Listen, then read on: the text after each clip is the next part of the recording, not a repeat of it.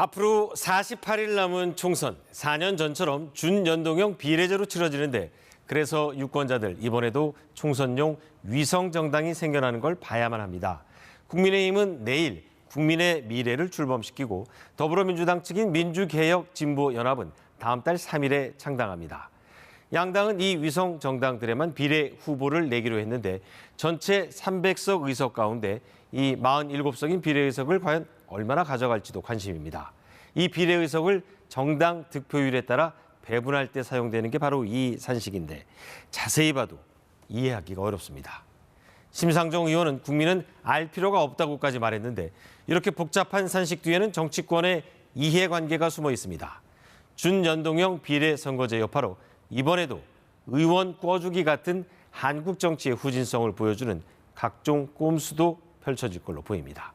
민정희, 이혜린, 이현준 기자가 집중 분석했습니다.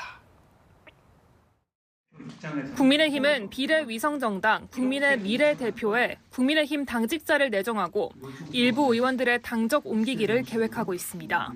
또 의원 꿔주기 꼼수냐는 비판이 나오는데 준연동형 유지를 결정한 민주당에 맞서는 비상계획이라고 반박합니다. 비례위성정당 민주개혁진보연합 창당을 앞둔 민주당은 연합 정치를 실현하는 거라며 국민의힘 위성정당에 대한 정당한 대응이라는 입장입니다. 나는 원래 도둑이니까 도둑질을 해도 되지만 야당은 근처에 오지도 말아야 된다 그런 얘기 아닙니까? 민주당은 민주당 측을 포함해 비례당 의석을 어떻게 배분할지에 합의했는데 시민사회단체 추천 4명과 진보당 추천 3명, 새진보연합이 추천하는 3명에게 모두 30명인 비례후보 명단의 상위 순번을 주기로 했습니다. 이대로 진행되면 진보당의 원내 진입이 유력한데 진보당은 2012년 위헌 결정으로 해산된 통합진보당의 후신격인 당입니다. 내란 선동 혐의로 징역 9년을 선고받은 이석기 전 의원과 함께 의원 활동을 했던 김재현, 이상규 전 의원 등이 진보당 소속입니다. 민주당이 통진당 세력의 국회 진출길을 열어주고 있다는 비판이 나옵니다. 자기가 살기 위해서 종북 위헌 정당 세력인 통진당 세력을 부활시키고 정통의 정당, 민주당을 통진당화하고 있습니다. 민주당은 울산 북지역구에선 진보당으로 후보 단일화를 합의했는데 당내에서도 반발이 터져나왔습니다. 이번 합의는 민생과 정책을 대변하기보다는 정치적 거래와 지역구 나누어 먹기식에 초점을 맞추고 있습니다. 비례연합에 참여하지 않는 녹색정의당은 양당의 의원 꿔주기는 위장 전입이라며 비판했습니다.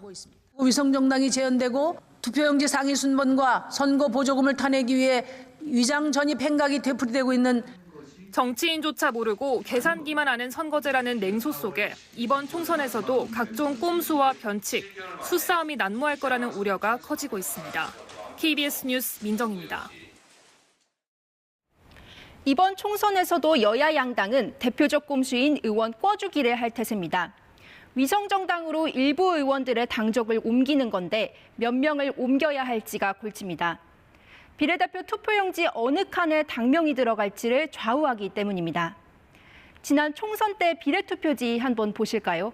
정당 기호는 현역 의원이 많은 순서대로입니다. 지난 총선 땐 20석이던 민생당이 기호 3번을 받았습니다. 그런데 비례투표용지에선 세 번째 칸이 아니라 맨 윗칸을 차지했습니다. 기호 1, 2번 더불어민주당 미래통합당이 위성정당으로만 비례후보를 내면서 비례투표에선 빠졌기 때문입니다. 민생당 다음 두 번째 칸은 미래통합당 위성정당인 미래한국당이, 세 번째 칸은 민주당 위성정당인 더불어시민당이 있습니다. 비례투표지 순서가 이렇게 된 건 각각 의원 17명과 8명을 꿔줬기 때문입니다. 지난 총선 때 비례투표용지에 올라간 정당은 모두 35개, 투표용지 길이가 48cm를 넘었습니다. 준연동형 비례제에 기대는 총선용 떴다 방식 당이 난립하다 보니 어느 당을 찍어야 하나 헷갈릴 유권자를 고려해 정당 기호 몇 번을 받아서 비례투표용지 몇 번째 칸에 올라갈지도 치열한 눈치 작전을 벌여야 하는 겁니다. 여기에다 이번 총선도 선거 유세가 본격화하면서 각종 꼼수 유세까지 재현될 거라는 우려가 나옵니다. 이현준 기자가 취재했습니다. 지난 21대 총선 민주당 출정식. 얼핏 보면 4월 15일 투표를 독려하는 피켓처럼 보이는데 사실 기호 1번인 더불어민주당과 기호 5번인 더불어시민당을 함께 홍보하는 겁니다. 선거법상 두 당을 함께 찍어달라고 직접 호소할 수 없기 때문인데 쌍둥이 유세버스 역시 선거일을 활용한 꼼수였습니다. 국민의힘, 당시 미래통합당도 꼼수 유세는 마찬가지였습니다. 이번에는 둘째 칸이다. 기호 2번 미래통합당과 비례투표용지에서 두 번째 칸에 있는 미래한국당을 함께 찍으라는 겁니다. 당시 미래한국당 원유철 대표는 당명과 기호를 가리기 위해 점퍼를 뒤집어 입기도 했습니다. 이 같은 꼼수 선거운동은 이번 총선에서도 재현될 전망입니다. 다만 여야 대표의 비례정당 선거운동은 전과 달라질 가능성이 큽니다.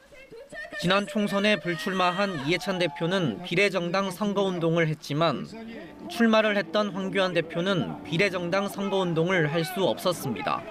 그런데 이번 총선에선 한동훈 비대위원장이 불출마하고 이재명 대표는 출마가 유력합니다. 따라서 한 위원장만 직접 비례정당을 홍보할 수 있습니다.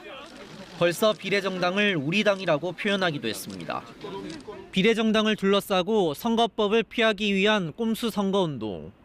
정치적 계산 때문에 4년마다 혼란이 반복된다는 비판은 여야 모두 피하기 어려워 보입니다. KBS 뉴스 이현준입니다.